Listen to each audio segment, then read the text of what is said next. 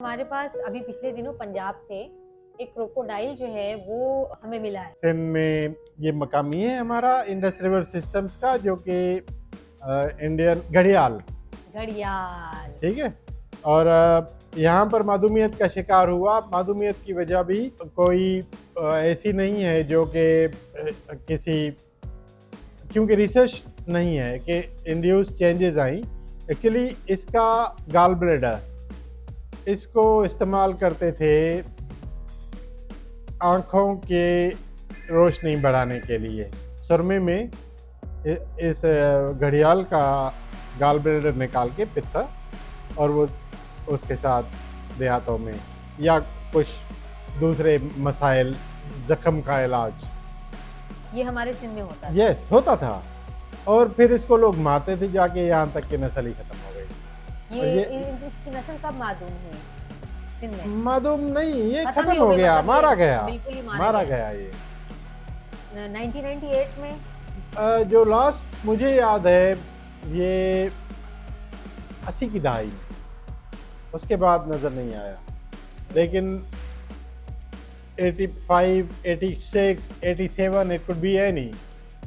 अलबत्ता जो रीज़न है ना वो ये है, क्योंकि हैबिटेट तो वहाँ पर है, पानी का रहने वाला है, पानी है,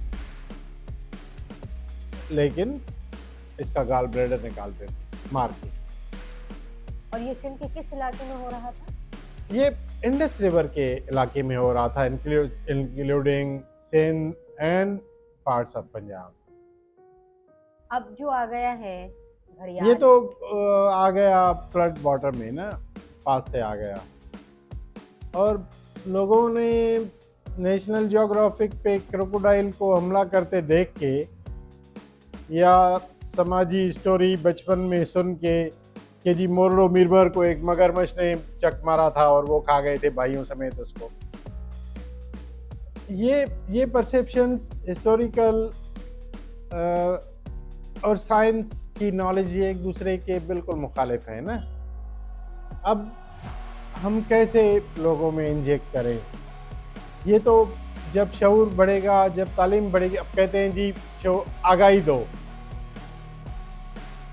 तलब पढ़ने की हो तब आगाही काम करती है ना।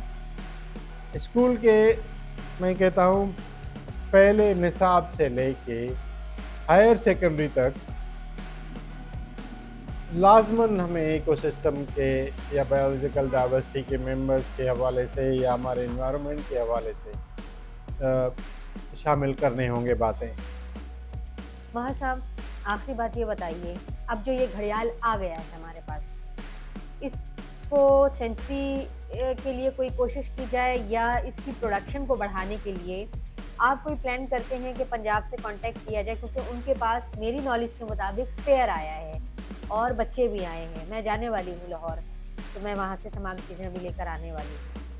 क्या सिंध इसके लिए कोई प्लानिंग कर रहा है कि हम यहाँ दोबारा इसकी परवरिश शुरू कर दें?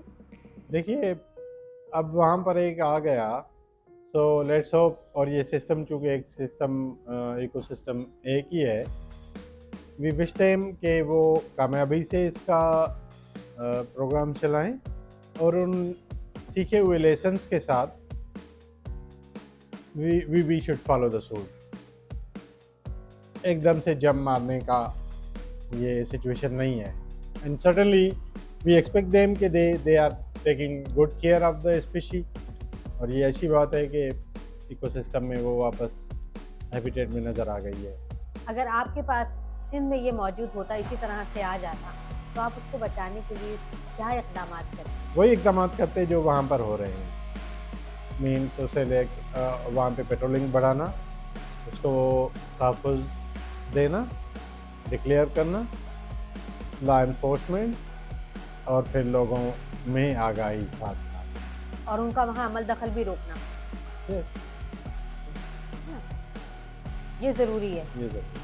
वरना वो नुकसान के ज़ुमरे में आ जाएगा। बड़ी मुश्किल से तो आ गया है फिलहाल तो। हाँ इंडियन बॉर्डर से हमारे पास एक स्पाई आ गया है, हाँ। घड़ियाल। अब देखिए, ये तो जो वाइल्ड लाइफ है ना, ये ग्लोबल सिटीजन होते हैं।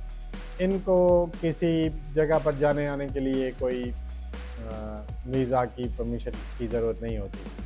तो हम वो कम्युनिटी है, वाइल्ड लाइफ डिपार्टमेंट्स पूरी धरती पर जितने सारे हैं जो इस शोबे के अंदर काम कर रहे हैं, दे आर ग्लोबल वॉलंटियर्स। और फिर ख़ासकर उन मुल्कों में जहाँ पे नामसाइद हालात हैं, नामसाइद हालात में किसी और वजह से नहीं, लेकिन इन्फॉर्मेशन के हिसाब से बता रहा हूँ कि हमारे यहाँ वाइल्ड लाइफ के शोबे में काम करना बहुत मुश्किल काम है। और उसकी रीज़न ये है कि ज़िंदगी को और ख़ासकर वाइल्ड लाइफ को लोगों ने उस नज़र से देखा ही नहीं जिसकी वो तलब करती है। ठीक है सर, मैं इंतज़ार करूँगी कि जब पंजाब में थोड़ी-सी इसकी बक़ा के लिए और तहफ़्फ़ुज़ के लिए काम हो जाए, तो फिर वो हमारे पास सिंध में भी आए। श्योर। और यकीनन वो किसी दिन खबर सुनेंगी कि जब अगर वहाँ पॉपुलेशन बढ़ी तो ट्रैवल करता हुआ आगे भी आ जाएगा। ये तो वाइल्ड लाइफ का दस्तूर है कि जब वहाँ पॉपुलेशन बढ़ती है तो वो नए इलाके ऑक्यूपाई करते हैं। Is the case. मैं आपके साथ वो शेयर करूँगी जब मैं उसे बना कर लाऊँगी। श्योर। माँ साहब बहुत शुक्रिया हमें वक़्त देने के लिए और वाइल्ड लाइफ़ के हवाले से इतनी तफ़सीली गुफ्तगू और आगाही से भरपूर मालूमात फ़राहम करने के लिए। आपसे इंशाअल्लाह फिर किसी दूसरे टॉपिक के हवाले से मैं चाहूँगी कि फिर एक मुलाकात हो और इस दफ़ा हम बर्ड्स और दीगर चीज़ों पर बात करेंगे, ताकि वो भी पता लगे कि आखिर उनको महफूज करने के लिए और उनके मस्कन के लिए वाइल्ड लाइफ का महकमा सिंध का वो क्या कर रहा है।